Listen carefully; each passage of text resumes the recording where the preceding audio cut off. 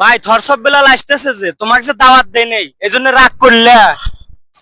হ্যাঁ, আমি আমি আমি অনেক অনেক কষ্ট পাইছি, অনেক কষ্ট পাইছি। আমি রাগ করছি। আমি স্বপ্ন দেখি আমার ওস্তাদ গুরু খরসা বিলাল আমার আমার আমার পাশে বসে আছে। কিন্তু ভাই আপনি আপনি আমার দাওয়াত দেন নাই, দাওয়াত দেন নাই, দাওয়াত দেন নাই। আমি আমার বুকে অনেক কষ্ট, অনেক কষ্ট। কিন্তু এখানে আসতে গেলে তো ভাই 1000 টাকা দিয়ে রেজিস্ট্রেশন করে আসা লাগবে। না, আমি আমি গরিব, আমি গরিব, আমি গরিব। আমি আমি বসকে দেখবো, বস যখন হেঁটে যাবে আমি আমি আমি বসকে একটা সেলফি তুলবো। আপনি আমাকে সুযোগ দেন নাকি ভাই, আমাকে দেন।